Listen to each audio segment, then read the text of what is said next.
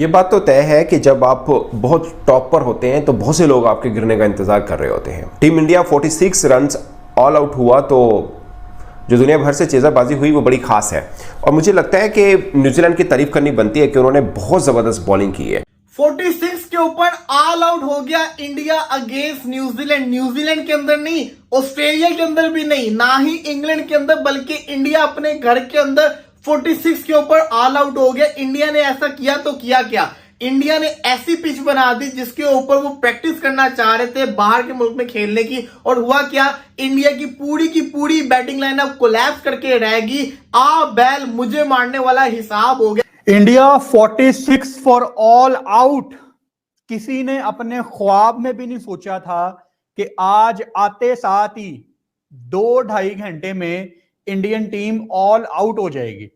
मतलब नीचे से सिराज, अश्विन वगैरह बड़े रिलैक्स बैठे होंगे कि हमारी तो शायद कल शाम तक बारी नहीं आनी, लेकिन आते साथ ही इंडियन टीम सिर्फ 46 रन्स पे ऑल आउट हो गई। ये तो वही बात हो गई कि हम नहर किनारे खड़े होकर नहर की तारीफें कर रहे थे। पानी बहुत शानदार है, नहर जो है इतनी लंबी है, इतनी चौड़ी है, ये करती है वो करती है, और तुम गुरु हमें उसी नहर में धक्का दे दिए। 46 रन्स।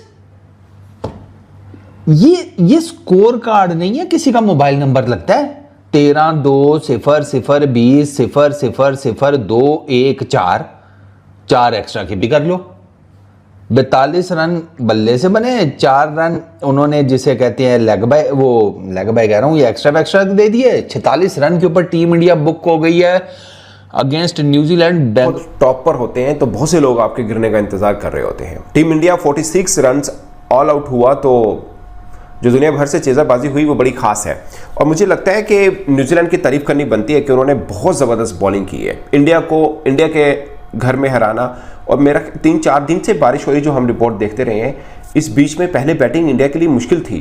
मतलब इतनी बारिश के बाद पिच जो है वो बॉलिंग को सपोर्ट करती है, ऐसा होता है। और वही इंडिया जो हमने देखा था कि 25-30 ओवर के अंदर बांग्लादेश के खिलाफ 280 समथिंग रन्स किए थे, वो उतने ही ओवर्स के अंदर न्यूजीलैंड के सामने लड़खड़ाती नजर आई। सिर्फ 2 बल्लेबाज हैं जो डबल फिगर में दाखिल हुए और 5 बल्लेबाज 0 पर आउट हुए। इसमें थोड़ी कंडीशन सूट की उनके बॉलर्स को, और दूसरा उनकी फील्डिंग बहुत अच्छी थी न्यूजीलैंड की, इसमें उनकी ये तारीफ भी बनती है। और उनका ये थर्ड लोएस्ट है ओवरऑल, और एट सॉइल यानी भारत के अंदर भारत का ये सबसे बुरा स्कोर है 46। और माइकल वॉन ने लिखा, उन्होंने बोला दिल खट्टा करने की जरूरत नहीं, आप तो 36 में भी सारे आउट हुए हैं, ये तो फिर भी 10 रन ज्यादा बने हैं। मैं ये बात इसलिए जोड़ रहा हूँ कि जो मैंने शुरू में की कि जब आप इंडिया और न्यूजीलैंड के दरमियान टेस्ट सीरीज के पहले टेस्ट मैच के अंदर इंडियन टीम के लिए बहुत बड़ा ड्रॉबैक था, क्योंकि इंडियन टीम ने कभी सोचा भी नहीं था कि इंडियन टीम को ये सब कुछ फेसना पड़ेगा, क्योंकि तारीख का सबसे लोएस्ट टोटल, अपनी इंडियन टीम की तारीख का दूसरा सबसे लोएस्ट टोटल यानी कि 46 रन पर ऑल टीम आउट होगी। न्यूजीलैंड के सिर्फ 2 बॉलर, मैट हेनरी की बॉलिंग 5 शिकार किए। मैट हेनरी की वजह से इंडियन टीम के बड़े बैट्समैन आउट हो गए। आज के मैच में, आज की इनिंग के अंदर इंडियन टीम के 5 बड़े बल्लेबाज सिर्फ 0 रन पर आउट हो गए।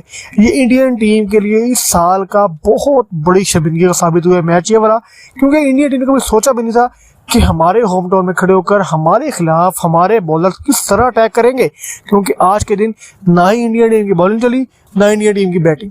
अगर बात करते हैं बैटिंग की, तो इतनी शदीद नाकामी हुई है जो कि गुज़िश्ता 2 साल से कभी भी नहीं हुई थी। जब से Indian team ODI world cup जीती है उसके बाद से लेकर आज तक इंडियन टीम के लिए फतूहात का सिलसिला जारी है, और एक के बाद एक इंडियन टीम हर मैच जीती जा रही है। अगरचे सीरीज इंडियन टीम के लिए खासी इंपॉर्टेंट नहीं है, क्योंकि इंडियन टीम ऑलरेडी WTC में क्वालिफाई कर चुकी है फाइनल खेलने के लिए, लेकिन उसके बावजूद जो रेपुटेशन होती है वो हर किसी को अजीज होती है, उसके बावजूद इंडियन टीम आज को मैच में सीरियस ना ले सकी। तो जिस तरह इंडियन टीम ने बैटिंग की, आगाज में रोहित शर्मा की विकेट गिरी शुरू के 3 ओवर के बाद, उसके बाद लगा शायद इंडियन टीम संभल पाएगी, लेकिन नहीं। रोहित शर्मा के जाने के बाद हर खिलाड़ी आता गया, यहाँ तक कि विराट कोहली भी 0 पे आउट हो गए। कंसिस्टेंसी 5 खिलाड़ी इंडियन टीम के 0 रन पे आउट हो गए, जिसके बाद इंडियन टीम ने बमुश्किल गिरते पड़ते 46 रन किए। इंडियन मीडिया कहना है कि आज के मैच में काफ़ी कमबैक देखने को मिला, काफ़ी खिलाड़ी की परफॉर्मेंस जीरो थी, जिसके बावजूद रोहित शर्मा कहना है कि वो जल्दी कमबैक करेंगे, लेकिन जो आज की परफॉर्मेंस है इंडियन टीम की तारीख में लिखी जाएगी। खेल रहे होते हैं तो फिर बहुत लोग आप पे गिरने का इंतजार कर रहे होते हैं और देख रहे होते हैं कि कदों डिगन तो कदों उसी पे गल करिए। 46 के ऊपर ऑल आउट हो गया इंडिया अगेंस्ट न्यूजीलैंड। न्यूजीलैंड के अंदर नहीं, ऑस्ट्रेलिया के अंदर भी नहीं, ना ही इंग्लैंड के अंदर, बल्कि इंडिया अपने घर के अंदर 46 के ऊपर ऑल आउट हो गया। इंडिया ने ऐसा किया तो किया क्या? इंडिया ने ऐसी पिच बना दी जिसके ऊपर वो प्रैक्टिस करना चाह रहे थे बाहर के मुल्क में खेलने की, और हुआ क्या? इंडिया की पूरी बैटिंग लाइनअप कोलैप्स करके रहेगी। आ बैल मुझे मारने वाला हिसाब हो गया कि अगर आप देखें इस इंडिया की इनिंग्स के अंदर तो 10 आउट में से 5 जो है वो डक है। विराट कोहली 9 बोले 0, सरफराज खान 3 बोले 0, केएल राहुल 6 बोले 0, इसी के साथ साथ जडेजा 0 पे, अश्विन 0 के ऊपर। यही नहीं, रोहित शर्मा 2 स्कोर, इसी के साथ साथ जो इनका जो हाईएस्ट स्कोरर है वो ऋषभ पंत है जिसने 20 स्कोर किए, उसका भी कैच छूटा था। इतनी जिसको कहते हैं ना पुअर परफॉर्मेंस करके दिखाइए। इंडिया ने खेले 31-32 ओवर।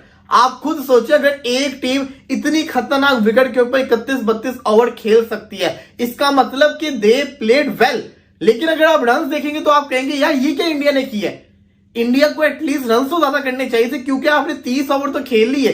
30 ओवर के अंदर अगर आपका 100 भी होता, 100 को छोड़े अगर आपका 70-80 भी होता तो थोड़ा होता तो स्कोर ना, लेकिन इंडिया ने बड़ा स्लो खेला। यही वजह बनी कि इंडिया की सारी टीम आउट होके रहेगी। अब इस विकेट के ऊपर अगर आप देखेंगे तो न्यूजीलैंड ने 3 सीमर्स खिलाए थे, उनके तीनों सीमर्स ने उनको विकेट दिलवा के दी। दूसरी तरफ इंडिया ने 3 स्पिनर खिलाए हुए हैं, और सबसे बड़ी चीज जो वेदर है वो बड़ा खतरनाक है। अब देखना यह है कि जब इंडिया 46 करके गया तो न्यूजीलैंड कितना करेगा। India 46 for all